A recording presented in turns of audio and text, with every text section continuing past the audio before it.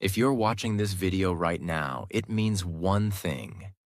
You're not just someone who scrolls through life. You're someone who wants to learn, to grow, to understand the deeper truth of this world. And today, we are bringing you one of the most powerful, emotional, and timeless real-life stories in human history.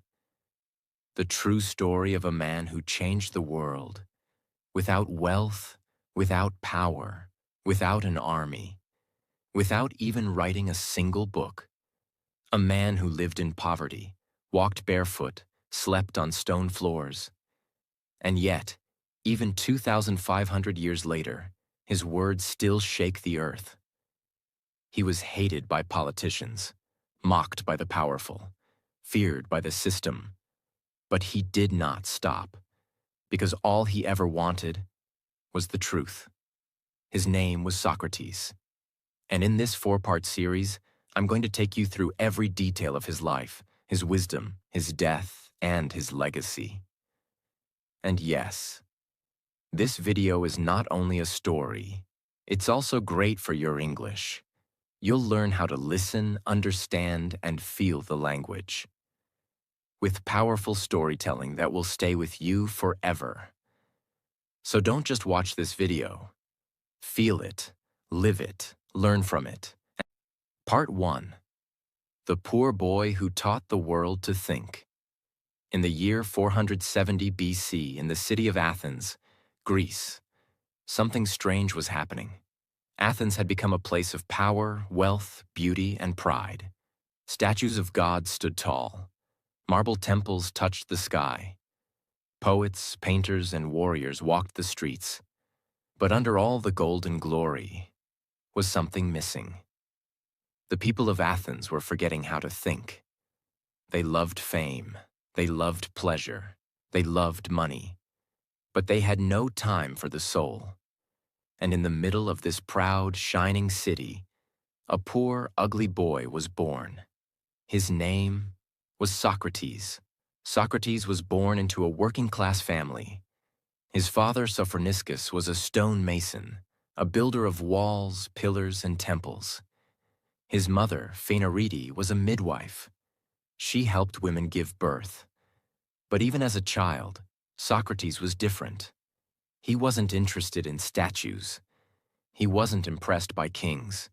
He didn't care how people looked or what clothes they wore. He only cared about one thing. What is right? What is good? What is real?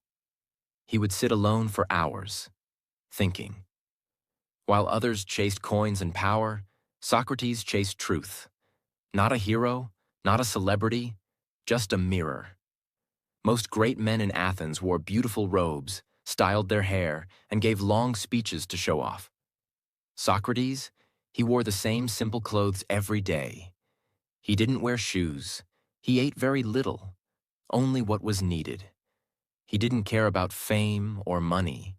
He once said, "He who is not content with what he has will never be content with more." People would laugh at him in the streets. They called him ugly. They said his face looked like a satyr, wide eyes, big lips, round nose. He was not a charming speaker.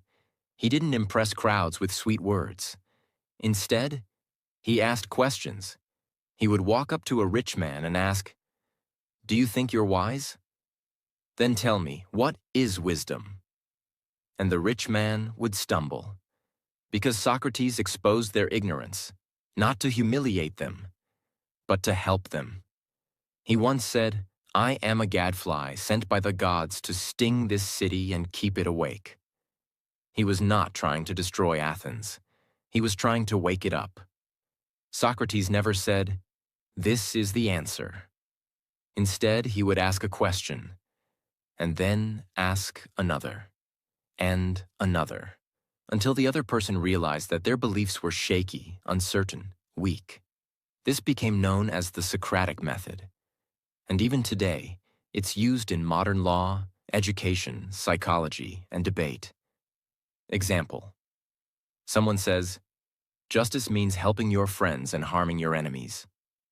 Socrates would reply, "But can you be sure who your enemies are? If you harm someone, do you not make them worse? Is it just to make others worse?" Suddenly, the definition of justice falls apart, and the person is forced to think deeper. That's what Socrates wanted, not just answers, but understanding. Socrates never wrote a book. He believed truth should not be written and stored. It should be discovered moment by moment through conversation. He had no classroom. His school was the marketplace, the temples, the gymnasiums, the sidewalks. He spoke with shoemakers, farmers, politicians, and teenagers. To him, everyone was worthy of deep thinking. And soon, young men began to follow him. They weren't learning how to get rich. They were learning how to live a good life. Among his students were young men who would later become giants of philosophy. One of them was Plato. Another was Xenophon. They watched how Socrates lived, how he never got angry, never chased pleasure, never feared poverty. They listened to his questions, his calm voice, his courage. They didn't just follow a teacher. They followed a man who lived what he taught. But not everyone was happy. While his students loved him, the powerful men of Athens hated him. Because Socrates was dangerous, he wasn't violent, he didn't shout, he didn't insult. But his questions were like fire. They exposed lies. They made the rich feel weak. They made the leaders feel small. They made the people think. And a city that is built on pride and image doesn't like to be questioned. By the time Socrates reached his 70s, Athens was not the glorious city it used to be. It had once been the crown of the ancient world, a place of art, democracy, and unmatched beauty. But after the Peloponnesian War, a long, bitter fight between Athens and Sparta, the city was deeply wounded, politically, economically, and emotionally. The people had lost their pride. The democracy was unstable, and there was fear everywhere. Fear of new ideas, fear of rebellion, fear of change. And in times of fear, societies often look for a scapegoat, someone to blame, someone to silence. And that someone was Socrates. Socrates was not a politician. He didn't run for office. He didn't lead revolts. He didn't write manifestos. But his very presence, his voice, his questions, his calm defiance felt like a threat. Because what Socrates questioned was not just individuals. He questioned the entire foundation of Athens, its values, its justice system, its leaders, its understanding of right and wrong. So one day, he was charged with 2 crimes. 1, corrupting the youth of Athens. 2, not believing in the gods of the city. But what did these accusations really mean? Let's break them down in a way anyone can understand. Many young people in Athens loved Socrates. They followed him. They watched him question the powerful. They learned to think for themselves. And the leaders of Athens hated that. Imagine being a politician who lies to the people. And suddenly, all the teenagers start asking hard questions. That's what was happening. Socrates didn't tell young men what to think. He taught them how to think. And for the elite class, that was dangerous. So instead of admitting their own fear and pride, they said, "He's poisoning the minds of our children." In truth, Socrates wasn't corrupting youth. He was awakening them. The second accusation was even more emotional. The people of Athens believed in many gods: Zeus, Athena, Apollo, and more. Temples filled the city. Sacrifices were made. And belief in the gods was tied to loyalty to Athens. Socrates never insulted the gods, but he questioned blind faith. He believed in a higher spiritual force, maybe a single divine voice, a moral guide. He often spoke of a daemonion, an inner voice that guided his decisions. This confused people. And anything that confused people, they feared. So they said, "He doesn't believe in our gods. He's teaching others to do the same." But this wasn't about religion. It was about control. In 399 BC, Socrates was officially put on trial. It wasn't a small event. It was a massive public drama. A total of 501 citizens were selected as jurors. No lawyers, no judges. Socrates would speak for himself. In ancient Athens, public trials were common, but this one was different. This was the mind versus the mob, truth versus fear, philosophy versus politics. People gathered by the hundreds to watch. His friends came, his students came. The whole city buzzed, and Socrates, now an old man, nearly 70, stood in front of them, wearing his usual simple clothes, no shoes, no wealth. Just words. When Socrates stood to defend himself, everyone expected him to beg for mercy, to cry, to apologize. But what he said shocked them. He didn't beg. He didn't plead. He stood calm, proud, fearless. "I am not here to beg you for my life," he said. "I am here to speak the truth." He looked directly at the jurors and said, "If you think I will stop asking questions, challenging lies and awakening people, just to save my life, you are wrong." He explained that he had never corrupted youth. He had never disrespected the gods. He only asked people to live with integrity, to seek virtue, to love wisdom. And then he said something that shook the whole courtroom. "The unexamined life is not worth living." That one sentence became one of the most powerful quotes in history. It meant, if you live without thinking, questioning, reflecting, then you are not truly living. You are only existing, he reminded Athens. "I do this not for myself, but for this city, for the soul of this democracy. I am your gadfly. I keep you awake." But the city wasn't ready to hear truth. After the speech, the 501 jurors voted. And by a narrow margin, Socrates was found guilty. But that wasn't the end. Now came the sentencing. In Athens, after being found guilty, the accused could suggest a punishment for themselves.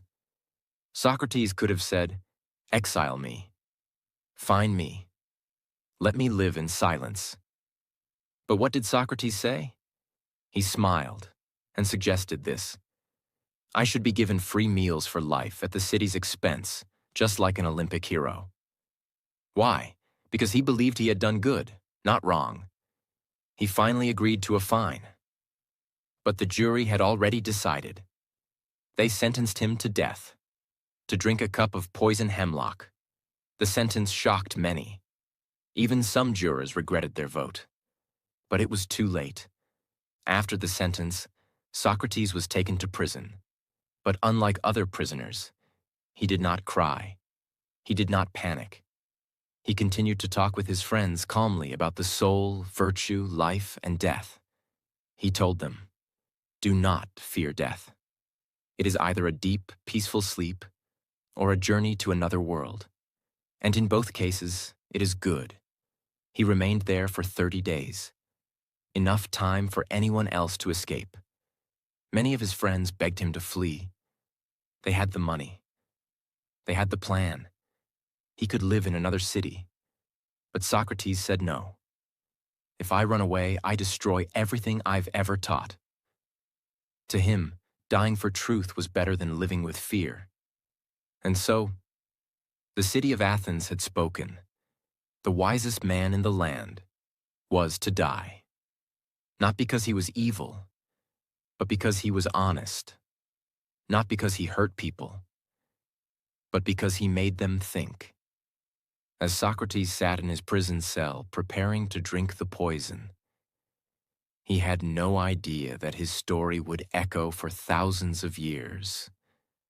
The men who killed him would be forgotten, but the man they tried to silence would become immortal. Part 2. Socrates' Last Day. The Poison, the Prison, and the Peace. The city of Athens continued as usual. Markets opened. Citizens argued in the agora. Sculptors chipped away at marble. But in one small corner of the city, Socrates waited to die. He sat calmly in a dim, cold prison cell, not angry, not afraid. The man who had shaken the minds of kings and teenagers alike was now surrounded by stone walls, iron bars, and silence. But even here, Socrates had not changed. His mind was still free. He continued to do what he had always done: think, question, and teach. For most prisoners, the final days would be filled with fear. But Socrates welcomed his students, friends, and even guards into his cell. And what did they find him doing? Teaching, asking questions, discussing the soul, the afterlife, and virtue. Among his visitors were Plato, his most famous student, who would later write everything we know about these final days. Crito, a loyal and emotional friend who begged Socrates to escape. Apollodorus, a young follower known for his deep devotion. And many others who couldn't accept the idea that such a great man was being killed by the very city he loved. They brought him food, wine, and offers of escape. But Socrates refused it all. To him, this was not a tragedy. It was the final lesson. One day, Crito arrived before sunrise. He whispered with urgency, "Socrates, the guards have been paid. We can take you out of the city. There are friends waiting. You can live in exile. Please, come with me." Any other man would have jumped at this chance, but not Socrates. He looked at his friend and replied calmly, "Crito, what is more important, living or living rightly?" Crito was confused. Socrates continued, "If I escape, I prove that my teachings were just empty words, that I don't believe in the laws, in justice, in virtue. I have taught all my life that we must obey what is right, even when it hurts. I cannot break the very laws I taught others to respect." He knew that if he ran, people would say, "See?" Even Socrates feared death. Even he didn't believe in his own truth. So he chose to stay, not because he wanted to die, but because truth must be lived, not just spoken. On the last day of his life, Socrates spent his time in deep conversation with his students. This dialogue is recorded in one of Plato's most famous works, Phaedo. They spoke about something most people fear, death. But Socrates said something no one expected. Death is not the end. It is a release of the soul from the prison of the body. He explained, "The soul is immortal. The body is just a temporary shell. True philosophers should not fear death because their entire life is spent preparing for it, by detaching from physical pleasures and focusing on the soul." His students cried, but Socrates remained peaceful. He told them, "You fear death because you think it is the unknown. But is it not more frightening to live a life of lies?" He even joked, yes, joked, on the day of his death. He said, "If I go to the other world and meet Homer and Hesiod, that would be a blessing. I'll finally be able to question Achilles and Odysseus." To Socrates, death was not an enemy. It was a door to deeper knowledge. As the sun began to set, the time had come. A guard brought in the poison hemlock, a deadly plant that slowly shuts down the body from the legs upward. Socrates took the cup in his hands. His friends burst into tears, but Socrates looked at them and said gently, "What are you doing, my friends? I asked the women to leave so that this would be a quiet ending. Be brave." He raised the cup. No trembling, no fear, no anger, just peace. He drank it slowly, every drop. Then he walked a few steps. His legs began to feel heavy. He lay down. A silence fell over the room. His last request? He turned to Crito and whispered, "We owe a rooster to Asclepius. Don't forget to pay the debt." This was no random sentence. Asclepius was the god of healing. Socrates was saying, "Death has cured me, not from illness, but from the limitations of the body. Death is my healing." And with that, his eyes closed, his breathing slowed, and the greatest philosopher of Athens was gone. As his soul left his body, the room was filled with grief. Even the guards wept. His students were devastated. Some of them, like Apollodorus, cried out in agony. Others sat in silence, unable to believe what had just happened. Crito gently touched his hand and whispered, "Is he gone?" No reply, only the quiet sound of mourning. Outside the prison walls, Athens continued. But something had changed. The man they feared had died with more dignity and truth than anyone they had ever known. In the days after Socrates' death, a heavy silence hung over Athens. Some citizens began to feel guilt. Even some who had voted for his execution said, "We have made a terrible mistake." They saw that Socrates had not fought, had not hated, had not begged, and yet he had died more powerful than any general or king. The body of Socrates lay still on a simple prison bench. His hands were calm. His face was peaceful. There was no sign of pain or fear, only dignity. The students, friends, and followers around him could barely move. They had spent years listening to this man. Now there was only silence. Outside the prison, Athens carried on. But something had changed. People began to whisper, was it right to kill the wisest man in the city? He harmed no one. He asked questions. He lived simply. The same citizens who once feared him were now filled with guilt. Because deep down, they realized something horrible. They didn't just kill a man. They killed their conscience. And that guilt, that shame, that emptiness would become the fuel for a new beginning. Among those sitting in the shadows after Socrates' death was a young man named Plato. He had been Socrates' student for years. He had watched him ask, teach, walk barefoot, and finally, drink the poison with peace. And now, Plato felt one thing: responsibility. He knew what Socrates meant to the world. He knew that if no one told this story, people would forget. The powerful would rewrite history. The city would erase its guilt. So Plato made a quiet promise. I will write everything. Every word, every lesson, every conversation. The world must know who he was. And from that promise came one of the greatest literary missions in history. Plato began writing a series of texts called dialogues. These were not dry, boring books filled with definitions and arguments. They were conversations, stories, dramas of thought. Philosophy told like a play, easy to follow, yet deeply profound. In almost all of them, the main character was Socrates. Plato brought him back to life on the page, walking in the marketplace, debating with leaders, questioning poets and priests, teaching youth, facing death with honor. Through Plato's words, Socrates became immortal. Even people who never met Socrates, never saw him speak, never lived in Athens, now had a chance to listen to him. His voice continued, his questions echoed, his fire burned on. In every word Plato wrote. Let's look at some of Plato's most famous dialogues where Socrates plays the lead. Apology. This is not an apology like "I'm sorry."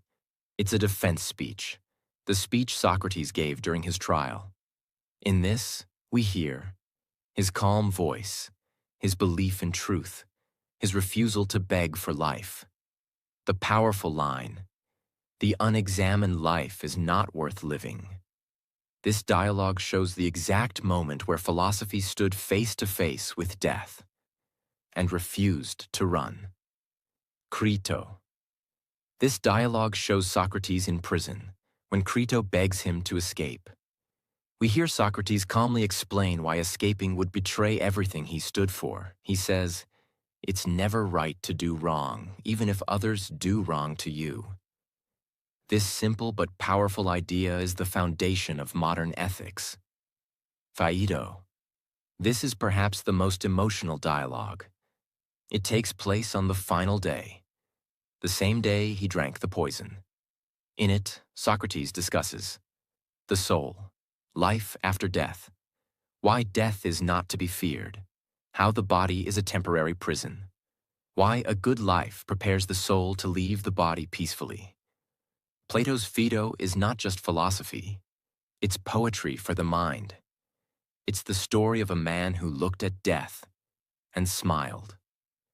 Plato was not the only student of Socrates. Another was Xenophon, a soldier, historian, and admirer of his teacher. While Plato focused on the deeper philosophical conversations, Xenophon focused on the day-to-day character of Socrates. He showed Socrates teaching moderation, living simply, being kind to strangers, giving advice to friends, and practicing what he preached. Xenophon's writings remind us that Socrates was not just a mind. He was a human. A man who smiled, joked, helped others, and lived with great simplicity. Even though Socrates was gone, the flame of his ideas began to spread across the ancient world. Let's pause and understand what he truly gave the world in simple words. 1. The power of questions. Before Socrates, people thought wisdom was about giving answers. But Socrates showed that real wisdom begins with asking questions. He said, "I am wise because I know that I know nothing." This is called intellectual humility, knowing the limits of your knowledge. It teaches us to stay curious, challenge assumptions, never blindly follow tradition, think for ourselves. Even today, in universities, courts, interviews, we still use the Socratic method. 2. Virtue is more important than wealth. Socrates lived in a city full of rich merchants and powerful generals. But, he said, an unexamined life chasing pleasure, money, and fame is empty. He taught that the greatest goal in life is virtue, living with honesty, courage, and justice. Not having things, but being someone. This idea inspired Christianity, Stoicism, Gandhi, Martin Luther King Jr., and millions who chose truth over comfort. 3. The soul matters more than the body. In a world obsessed with war, power, and beauty, Socrates said, "Focus on the health of your soul." He reminded humanity, we are not just flesh. We are not just machines. We have consciousness, reason, moral choice. This shaped how future generations viewed ethics, death, love, and inner peace. Socrates never opened a school. He never charged money. He didn't sell teachings. But his student Plato did open a school. It was called the Academy, the world's first real university. And its foundation was built on Socrates' ideas. From the Academy came another great student, Aristotle. And from Aristotle came science, logic, medicine, politics, and more. So, in a way, from one poor, shoeless man came a chain of thinkers that shaped the entire Western world. Socrates died at age 70. He never traveled far. He never held power. He never earned wealth. But his voice was so honest, his mind was so fearless, and his death was so pure that his name lived longer than kings and conquerors. He taught us that your life is not defined by how long you live, but by how deeply you live it. Part 3. The Immortal Voice of Socrates. How one man's death changed the world. Socrates was gone, his body buried, his voice silenced by poison. But strangely, the world was beginning to hear him louder than ever. Not through his own words, but through the voices of those who couldn't forget him. And that is where true legacy begins. Some people leave money, some people leave statues. Socrates left a way of thinking. And over the next 2,500 years, that way of thinking would become the foundation of Western civilization. Then came Aristotle, Plato's student, a man of pure logic, science, and observation. He took Socrates' method of questioning and applied it to biology, physics, ethics, and politics. He would later teach Alexander the Great, who would go on to spread Greek culture and ideas across the world. And then, the world followed. This chain, Socrates, Plato, Aristotle, Alexander, the world, became one of the most important chains in human history. Because through it, the spirit of Socrates traveled far beyond Greece. Socrates never left Athens, but after his death, his name and teachings began spreading across entire continents. The Roman Empire. Many Roman thinkers, like Cicero and Seneca, were deeply influenced by Socrates. They admired how he lived a simple, fearless life. They studied his method of questioning. They tried to apply his teachings to law, politics, and virtue. Early Christianity. Believe it or not, many early Christians looked at Socrates as a kind of spiritual hero, a man who died for what he believed, a man who lived simply, a man who valued the soul over the body. Even St. Augustine, one of the most important early Christian thinkers, studied Plato. And through Plato, he met Socrates. The Middle Ages. For hundreds of years, Socrates was studied in monasteries, cathedrals, and universities. His ideas were translated into Latin and Arabic. Even great Muslim scholars like Averroes and Avicenna engaged with Socratic thought.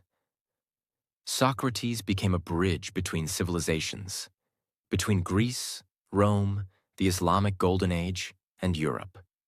In the 1400s, Europe entered a period of rediscovery. It was called the Renaissance, which means rebirth. Artists, scientists, and philosophers began digging through old manuscripts. And who did they find again? Socrates. They read Plato's dialogues with fresh eyes. They saw a man who asked questions, who challenged authority, who lived for truth. Socrates became the ideal man, someone who listened more than he spoke, questioned more than he preached, lived with courage instead of comfort. During this time, Michelangelo painted God reaching for man. But Socrates had already shown that man could reach for truth. Leonardo da Vinci searched for perfection in nature. But Socrates had already searched for perfection in the soul. Galileo and Newton used observation and questioning, methods born from Socratic thinking. The Renaissance was not just about art. It was about returning to wisdom. And Socrates stood at the center. In the 1700s and 1800s, the world entered a new phase, the age of revolutions. People in France, America, and other countries began fighting for freedom, justice, democracy, truth. And guess who became one of their heroes? Socrates, because he had already shown the world how to stand up to corrupt power, speak even when silenced, die with dignity rather than obey lies.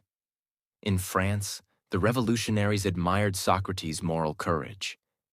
In America, leaders like Thomas Jefferson admired Greek philosophy and its love for reason and liberty. Even in India, Great thinkers like Rajaram Mohan Roy read Western philosophy and were moved by the Socratic spirit of truth-seeking. You might wonder, was Socrates only important in the West? No. His ideas began appearing in conversations all over the world. Even though different cultures had their own spiritual and philosophical traditions, like Confucianism, Buddhism, and Hinduism, many modern thinkers in Asia and Africa began engaging with Socratic philosophy. They saw in Socrates a universal message: be honest with yourself. Live with purpose. Think deeply. Question blindly accepted ideas. These are not Western ideas. They are human ideas. Do you know what most universities, classrooms, and even law schools around the world use today? The Socratic method. When a professor asks students, "What do you think about this idea? Why do you believe that? Can you prove it? What if the opposite is true?" That's Socrates speaking through them. He turned teaching into a conversation, not a lecture. He made learning about thinking, not memorizing. This is why doctors use questioning to diagnose. Scientists use hypotheses and testing. Lawyers use cross-examination. Teachers use dialogue instead of commands. Socrates is in every question that makes us smarter. Let's pause here and understand something emotional and real. Even today, in every country, there are people like Socrates. People who speak the truth, question the system, make people uncomfortable, try to help others think clearly, and many of them are punished, just like he was. Journalists are arrested, activists are silenced, students are threatened, teachers are fired, whistleblowers are hunted. Why? Because truth is still dangerous, just like it was in Athens. And that's why Socrates' story still matters today. He reminds us, even if they silence your voice, your ideas can live on, if they are real, honest, and powerful. Socrates was never trying to be famous. He didn't want followers. He didn't care about glory. He just wanted people to live better. Think deeper. Be more human. And if you've ever asked yourself a hard question, refused to lie, followed your conscience instead of the crowd, chosen to do what's right instead of what's easy, then a part of Socrates lives in you. Socrates was executed to silence him, but that death became a louder voice than any speech, because his life was not about shouting. It was about asking. His death was not about fear. It was about peace. His legacy was not about power. It was about truth. And as long as truth matters, as long as humans think, as long as one person dares to speak against the mob, Socrates is still alive. Socrates died long ago, but he is not gone, because every time someone questions the system, chooses honesty, lives simply, faces fear with peace, speaks even when it's dangerous, thinks for themselves, Socrates is alive. He was not a god, not a prophet, not a warrior. He was a human being, just like you. And that is the most powerful message of all. If one simple man in sandals, with no money and no power, could change the course of human thought forever, then what about you? What truth is inside you? What fear must you face? What lie must you question? What courage is waiting to be born? Let the story of Socrates remind you that you don't have to be perfect. You don't have to be rich. You don't have to be powerful. You only have to be true, and the world will remember you.